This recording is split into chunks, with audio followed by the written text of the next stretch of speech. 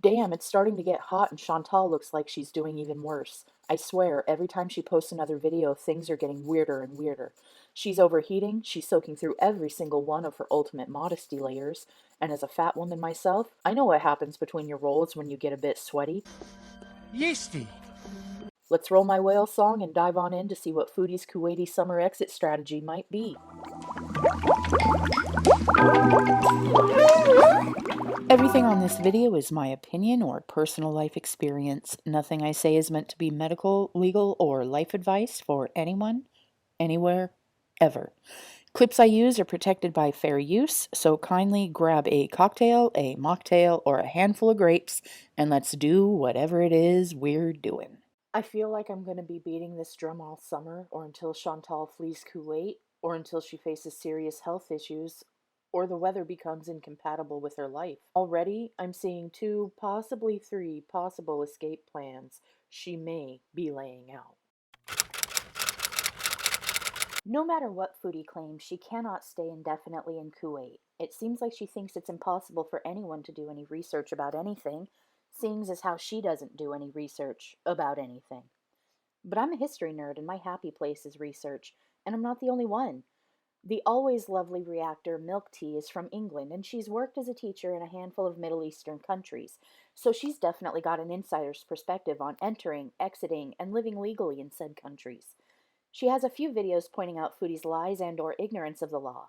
Recently, she shared this. Now, as we've discussed before on the channel, a couple of the paths she's got to getting a civil ID would include employment, which she has not gone through the measures for, and would be being legally married, which, as we have discussed, I do not believe she is. Personally, I've been right next to my baby sis every single step of the way as she initially got her visa, every time she had to renew, and throughout her wedding, house purchase, and beginning of her permanent residency ID paperwork.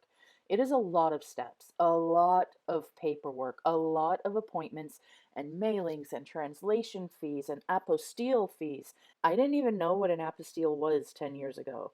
Is there a possibility that whenever Foodie isn't filming or editing or planning future vlogs or doing research, she's working through the documentation and paperwork and bureaucracy that any country has when a non-citizen attempts to expat themselves into their country? This most recent mukbang that Foodie's posted, it's weird, right? I don't watch for the eating of it all. I watch for the drama that has no effect on my real life, right? Except for the fact that I'm still walking every day. Thanks, Chantal.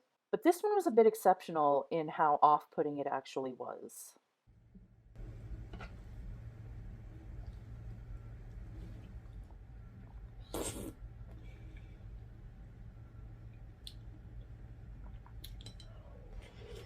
This is nothing like I've seen her produce before. And then I saw a reaction video that brought up a comparison to the rabbit hole that is Kate Yup. Attention was also drawn to her statements towards the end of the video, where a number of concerning captions popped up on screen. As you can notice, I am happy, nobody is torturing me. Oh no, I'm lying. In fact, there's people torturing me every day without even knowing it. She blamed the torture on those spreading rumors about her. Okay, that's one rabbit hole I am not ready to go down, but maybe Chantal is trying out a new shtick. Maybe she's copying Kate Yup's style. Or maybe she's playing into the Kate Yup conspiracy theory of being forced to eat on camera, of being held captive, and a possible ploy at an escape route. This gets a bit woo-woo, but bear with me, bear with me. She might be trying to build tension. I'm not the only reactor that has raised suspicion about Salah and his endgame. I'm also not the only one to hold the opinion that Salah is a scammer, romantic or otherwise, that he's using her for money or citizenship. It seems as though Salah has been taking a bit more control over their couple's channel, as well as what she is or is not allowed to do on her own channel. We also know when she's not eating or beezing, she's searching for herself online, so she knows that we find Salah a bit sus. So what if this Kate Yup-esque style mukbang is an attempt to play up the idea that she's no longer there willingly, in an effort to raise views and donations, therefore money, due to concern, pity, or possible fear for her safety? Then she makes her break, back to freedom, back to Canada, survivable temperatures, edibles, and food delivery. Now, we have the latest in unbelievable Foodie beauty plot twists. Suddenly, Foodie has heard rumblings from Candida. Yeasty. I'm sorry, from Canada.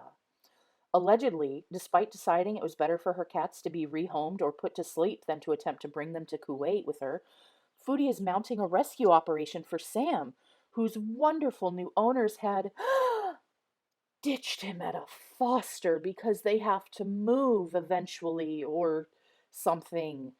So Foodie feels guilty for abandoning him, but not starving, neglecting, or originally ditching him for some Syrian eggplant. If you know what I mean, and I think you do. And she's going to bring him home to Kuwait. She's allegedly looked into the steps she would need to take to import him and pricing pet transport companies to ship him to her. And Pete's? Despite being abandoned and ignored by her, despite living in a situation where he cannot have a cat because he's renting a room from a person that has dogs, Pete's will be taking Sam from the current foster to look after him and do the Canadian side legwork to ship her cat. But I don't think any of that will happen. I think Sam is a red herring to give her a way out of a Kuwaiti summer because she said she's looking into pet transport services, but she may have to fly back to Canada to get him. And since she has to renew her visa anyway? Look, do I think Foodie is giving up her Arabian princess arc? Nope, not till Salah vanishes from her life and finds a new mark to target. Sweet, beautiful wife from Canada. Maybe the next one will be more into bathing. I do not know what her or their relationship and reality are. I don't. None of us do. But I don't for a minute believe that Chantal will survive a full Kuwaiti summer. She needs to escape to cooler temperatures because even if she was seriously dieting right now, she's not going to lose enough weight fast enough to get her out of a heat-induced health crisis. She's already stated that outdoor daytime vlogs will no longer be happening because it's getting too hot for her. Their recent couples vlog shows just how close to the brink of an emergency she currently might be. And since then, she's done 3 mukbangs. Alright, that's all for now. I have no idea what's going on with this desert couple. I'll keep an inquiring eye on this. Wait though, anyone want to bet that I'm 1,000% wrong and she'll stay in Kuwait all summer? I'll put $20 on it.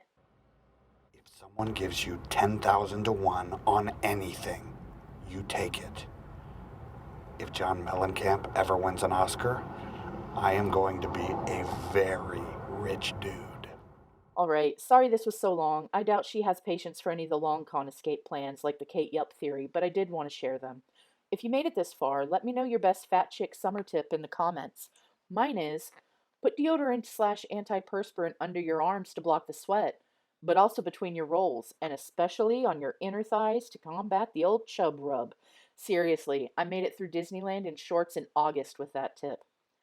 If you didn't hate this, give it a like, maybe subscribe. If you did hate it, I don't care. Bye!